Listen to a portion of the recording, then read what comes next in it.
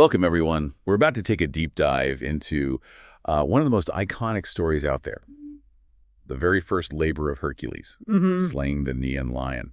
We've pulled together some really interesting material, articles, notes, some research that suggests this isn't just, a simple story of brute force. Not at all. It seems this myth has layers, deep symbolic layers that pop up in some maybe unexpected places, like Freemasonry, even the tarot. Exactly. So our mission today is to unpack these different viewpoints, look at the sources we have, and try to figure out what this ancient task really signifies beyond just the fight itself. Right, digging for those hidden insights, finding out what it's all really about. Absolutely. So let's start peeling back those layers. We want to get past the surface image and explore the deeper stuff, the connections, and maybe what facing your own Nemean Lion might look like today. Okay, sounds good. Let's kick off with the myth itself, just laying out the basic story from our sources. So Hercules gets this task, his first big one, from King Eurystheus. The impossible task. Pretty much. Go defeat this monstrous Nemean lion that's basically terrorizing everyone around Nemean and Cleone. And isn't there that one version, it's quite striking, where he meets a boy? They make some kind of pact. Yeah, that's in some accounts. The deal is, if Hercules wins and gets back in 30 days, they sacrifice a lion to Zeus. But if he fails... the boy gets sacrificed instead. Wow. Talk about raising the stakes. No kidding. So Hercules tracks the lion down. He tries his usual approach, first arrows. Right, his go-to weapon. But here's the twist, the core challenge. The lion's hide is, like, magically impenetrable. Arrows just ping right off its golden fur, completely useless. Which forces him to totally switch gears, doesn't it? He has to think differently. Exactly. He manages to corner the beast, chase it back into its den, and the notes we have highlight something interesting about that den. Ah, the two entrances. I remember reading that. Yes. It wasn't just any cave. Dealing with an enemy in a lair with multiple ways out, that takes planning, foresight. So you had to be clever. Block one exit first. Precisely. He had to strategize before going in for the close combat. And once it's cornered, it becomes this really brutal, up-close fight. Not his club, which you might expect. No, later traditions really emphasize this. He uses his bare hands. He physically overpowers it, strangles the life out of it. So, victory through sheer will and raw strength, not fancy weapons. You got it. But even after defeating the lion, the job is not quite done. He finds it incredibly difficult to actually skin the thing. Because of the tough hide, right? Exactly. And the material mentions he gets some divine help here from Athena. She tells him the trick. Use the lion's own claw to cut through the hide. Ah, ingenious. Kind of poetic, using its own strength against itself. Isn't it? And from that super tough pelt, he makes his famous armor. He literally wears the symbol of his first major victory. Okay, so that's the story on the surface. But like you said, the meaning goes way deeper. Let's get into those first layers of symbolism our sources talk about. Right. The most immediate take, the one that comes up again and again, is that this whole thing is an allegory. It's about confronting your inner challenges. Your inner demons, your fears. The lion isn't just out there, it's inside you. Precisely. And the struggle itself really highlights what genuine strength means.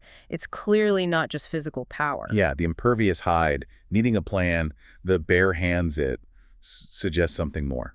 It points towards moral fortitude, resilience, being able to adapt when your usual tricks don't work. True strength is multifaceted. And you see virtues like perseverance coming through, sticking with it even when it seems impossible, and, well, virtuous conduct in facing the challenge head on. And what about the pelt becoming armor? That's a huge symbol. Right. It's like fusing your own strength with something new you've gained from the struggle itself. Yeah, it suggests the conquest wasn't just about winning, but about integrating something from the thing you defeated, turning the source of danger into, well, protection. It hints at this duality, the lion's raw power being transformed and harnessed by the hero. Okay, this is where it starts branching out, isn't it? Because this old myth echoes in other symbolic systems. Oh, absolutely. The material draws a really interesting line to the tarot, specifically the strength card. Ah, yes. But the picture on that card is so different, isn't it?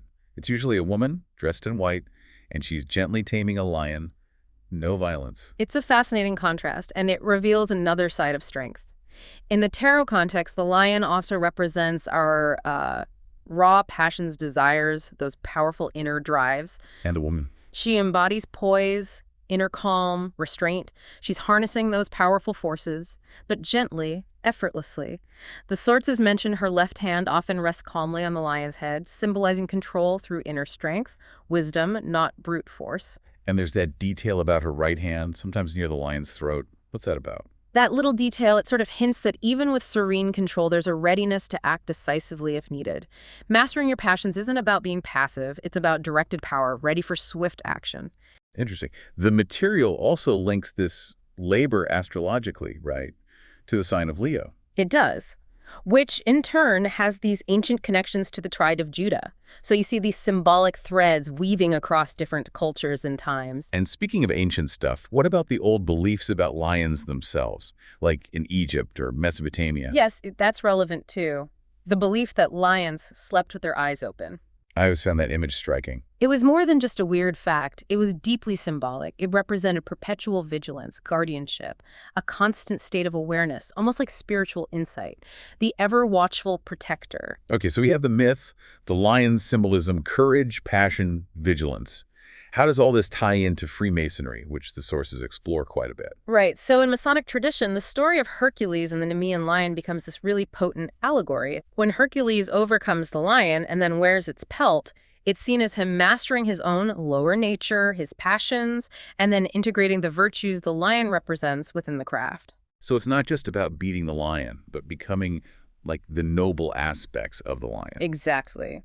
The material we looked at breaks down what the lion symbolizes for Masons. First off, courage. Right. And this isn't just physical guts, but moral courage, intellectual courage, standing by your principles, your obligations, even when it's hard. Makes sense. Well, Nobility. This is more aspirational striving for virtuous conduct, integrity, behaving honorably. okay. Strength, naturally, is key. But again, it emphasizes inner strength, resilience, strength of character, the fortitude to face challenges and stick to your duties. And dignity, or regal bearing. Yeah, that's about maintaining a certain grace, poise, and respect in how you conduct yourself. Then there's valor, that fearless spirit needed to confront injustice or adversity with resolve, especially in pursuing truth and righteousness. And vigilance comes back too, linking to those ancient ideas. Absolutely. It means mindfulness, awareness, being watchful against ignorance or tyranny or moral decay, both in the world and, importantly, within yourself. So, revisiting the details of the myth through this Masonic lens, the golden fur. That gets interpreted as symbolizing the pursuit of enlightenment itself, something precious, valuable, hard to attain. And the cave, the lion's den. That becomes a symbol for introspection, the journey inward into yourself, to uncover truths and face those inner beasts. And the two entrances. That detail underlines that this inner journey isn't simple. It requires preparation, foresight, careful thought before you dive in and confront what's inside. You can't just barge in. Which brings us back to him using his bare hands. The sources emphasize that point. Right. It suggests that sometimes conventional tools, your usual sophisticated solutions or weapons, they just don't work against these really deep internal challenges. What does work? It requires something more fundamental, direct confrontation, simple, raw determination, core character strength. Sometimes the biggest problems need the most elemental approach. And how does that ancient eyes open belief about lions play into Masonic symbolism? It really deepens the lion's role as a guardian figure. Just like the ancients saw the lion as ever watchful, Masons are encouraged to maintain constant vigilance over the principles and wisdom they learn. That sleeping with eyes open becomes a powerful metaphor for the continuous, unwavering commitment needed to safeguard the craft's teachings and your own integrity. Okay, so pulling it all together, how does this first labor, with all these symbolic meanings, fit into the broader Masonic journey described in our material? The sources often frame this labor as an allegory for a kind of transformation, almost like an alchemical process, an initiation where light guides the change. By subduing the lion, mastering your passions, and then gaining protection and strength from its pelt, you get guidance and resilience for the path ahead. And importantly, it's often placed after a Mason reaches a certain point, right? Like the Master Mason degree. Yes, exactly. It's seen less as the very beginning and more as a crucial step after gaining foundational knowledge. It represents a further stage in shaping yourself towards Perfection, like taking a rough stone, an ashlar, and refining it, guided by principles sometimes symbolized by 12 lines of endeavor linking back to the labors. This is part of an ongoing refinement. Precisely. And symbolically, this labor is often seen as representing the very first step onto a second set of winding stairs, a further ascent in understanding. And interestingly, this specific step is associated with one particular sense. Which one?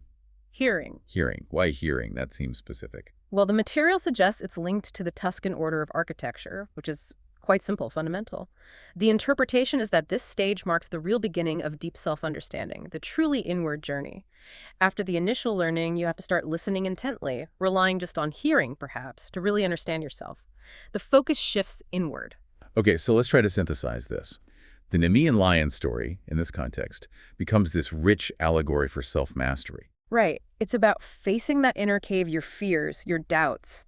It's about striving to embody those virtues the lion symbolizes. Courage, vigilance, integrity, nobility. And it's about protecting the wisdom you gain, acting with dignity and resolve. It carries lessons of restraint, awareness, transformation, echoes of the strength card, the Leo archetype. And it marks that crucial starting point for deeper introspection, beginning with learning to truly hear yourself as you climb those symbolic winding stairs of knowledge and self-improvement. Wow.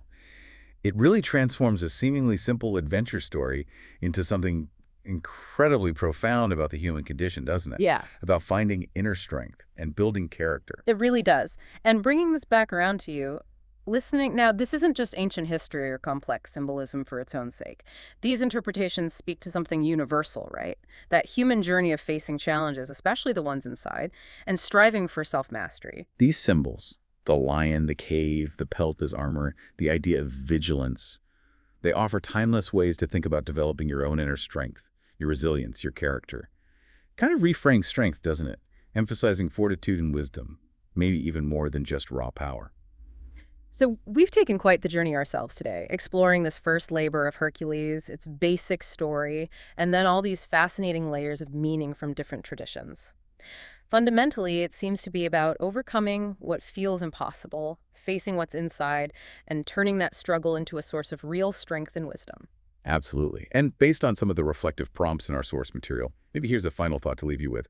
What invulnerable beast, what major fear or ingrained habit or internal challenge might you need to confront right now?